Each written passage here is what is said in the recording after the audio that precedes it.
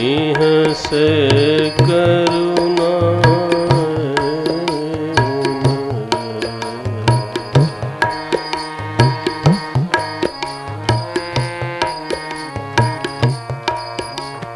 चितई जानकी लखन जन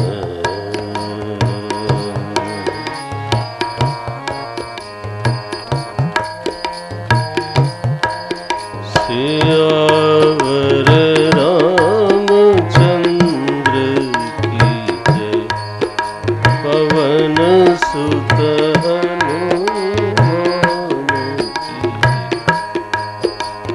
बोलो भाई सब संतन की जय उमापति महादेव।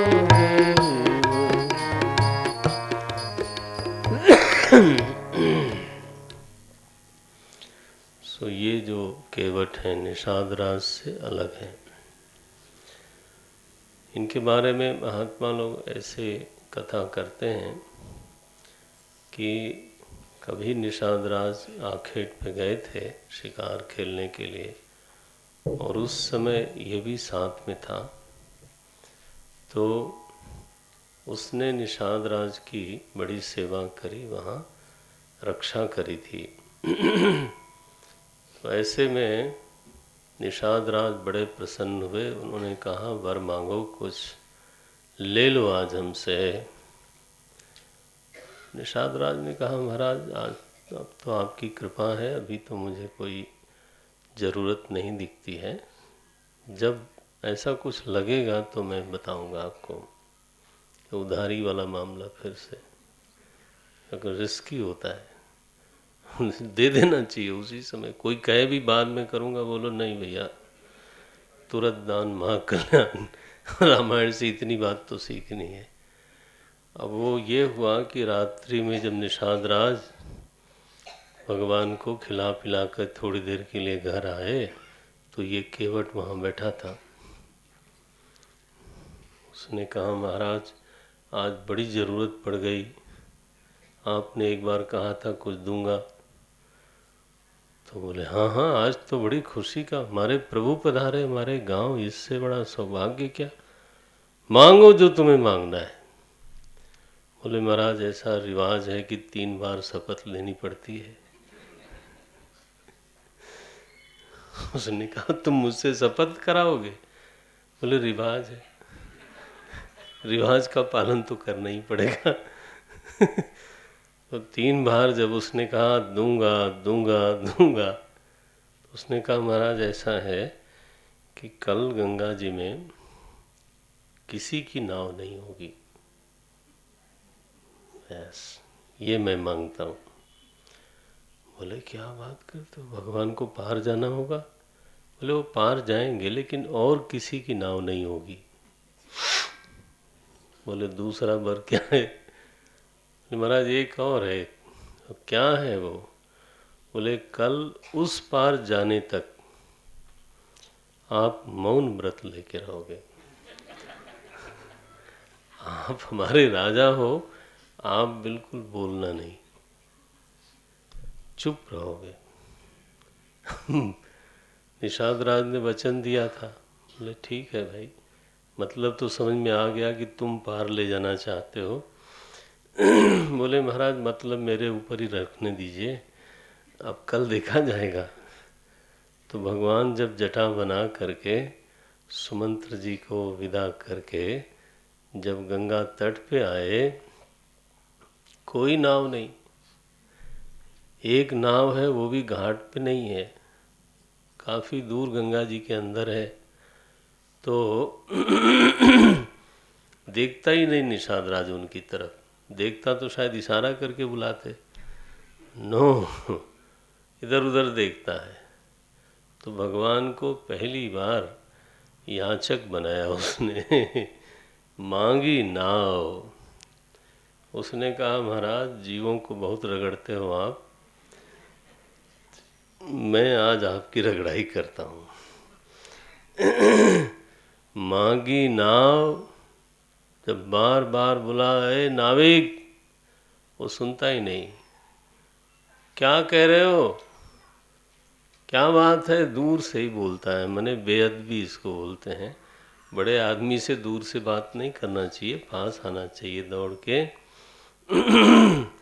मांगी नाव न खेवट आना, आता ही नहीं, वहीं खड़े खड़े बोलता है।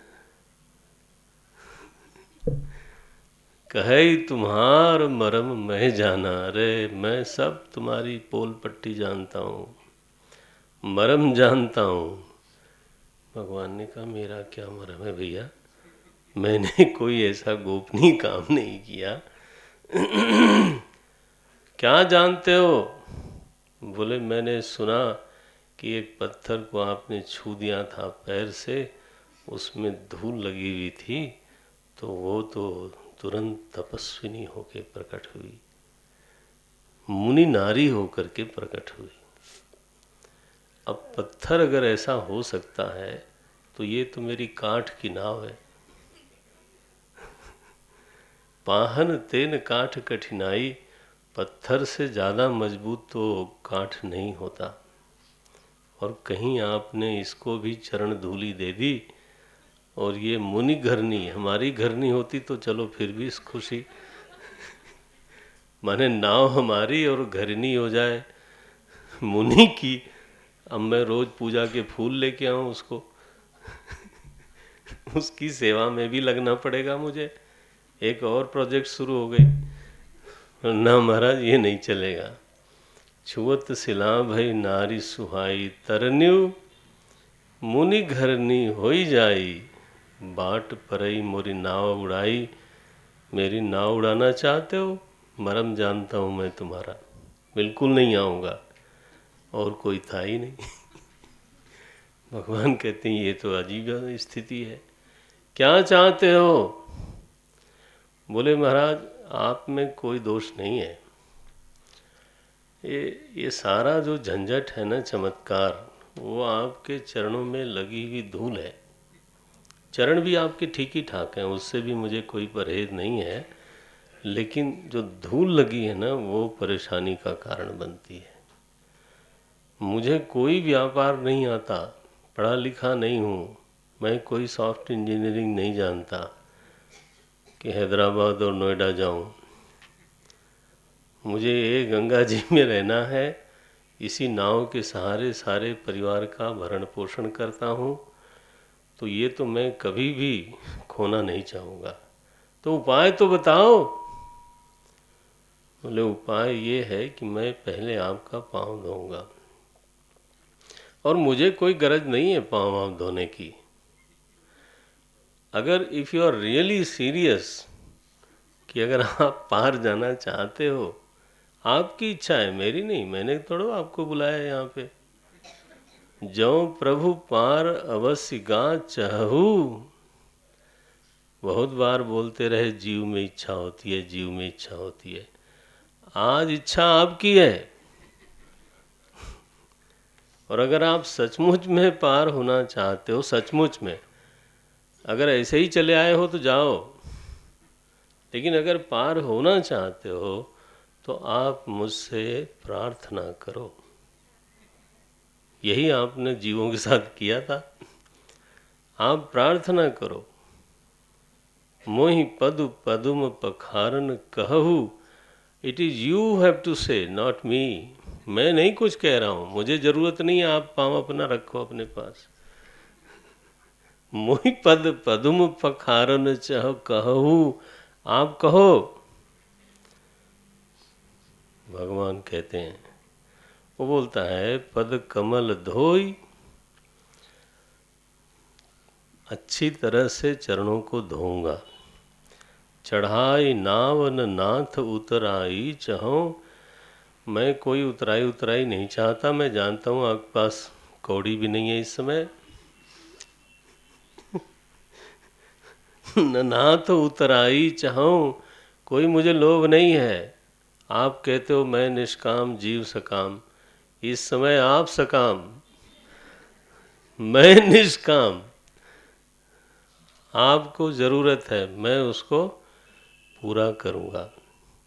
लेकिन यस, नाव अपनी खोने वाला नहीं हूँ, नो नो नो नो। तो उतराई नहीं चाहिए। मोहि राम राउरी, राम जी की शपथ है। लो, शपथ भी लेना है तो अपने बच्चे की लो, अपने पिता। ना ना ना, दशरथ जी की शपथ है।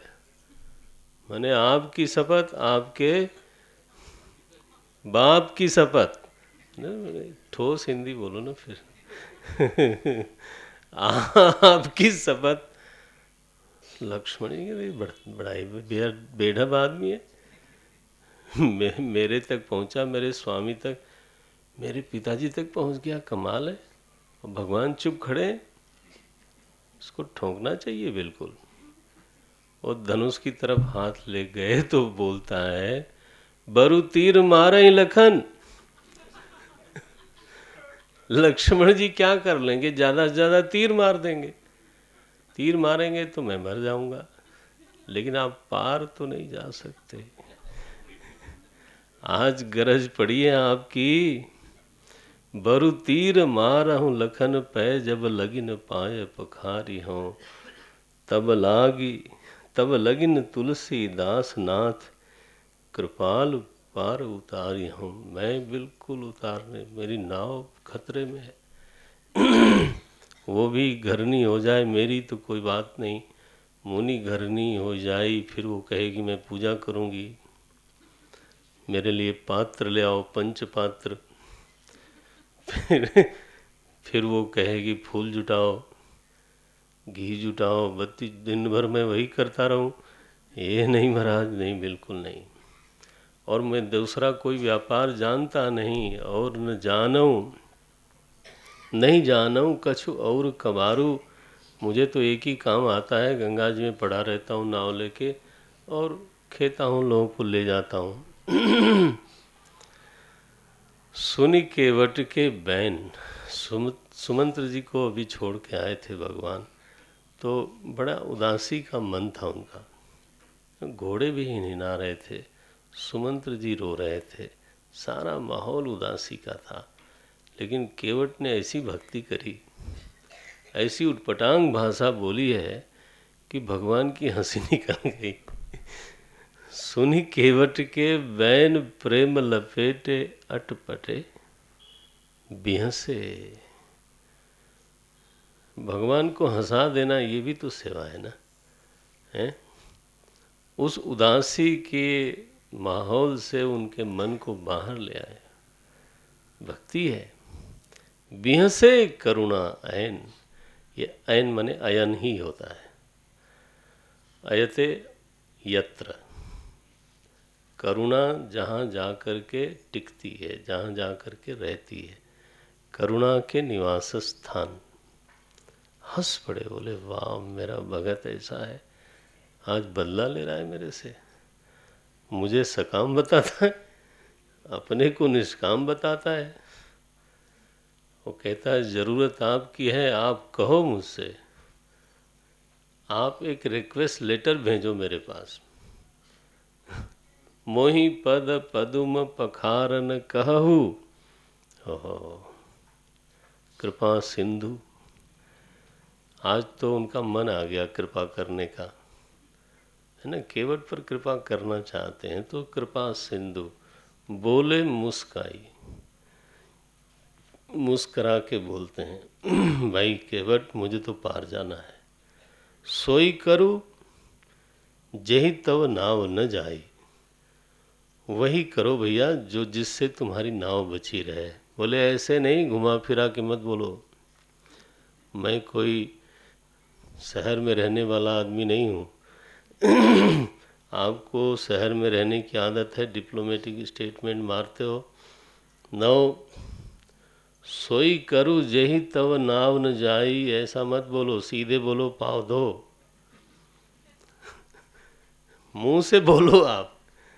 भगवान को बुलवाया उसने, बेगी आनु जल पाई पखारहू, जल्दी कर यार, देर हो रही है।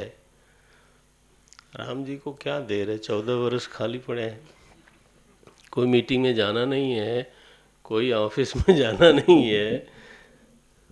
लेकिन अब भक्त पर करुणा करने में उतावले हो गए भगवान। बोले जल्दी आओ जल्दी। बेगी बेगी आनु जल पाय पखारू, होत विलंब उतारहि पारू। बहुत देर हो रही है, जल्दी करो जल्दी करो। गोस्वामी जी कहते हैं, जासु नाम सुमिरत एक बारा, उतरहि नर भव सिंधु अपारा। सोई कृपाल केवटहि निहोरा।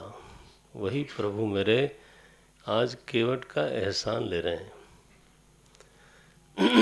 निहोरा माने केवट का एहसान ले रहे हैं कि भैया मेरे ऊपर कृपा करो, पाँव धो। बोले महाराज बड़ी कृपा हो गई, भागा गया, बड़ी कठौता लेके आया।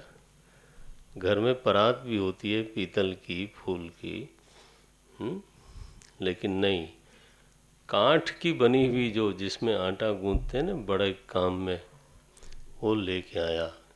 उसने कहा मैं लेके आया हूँ, काठ का है, ये भी नाव भी काठ की है, जो कुछ होना होगा पहले इस मॉडल में हो जाएगा।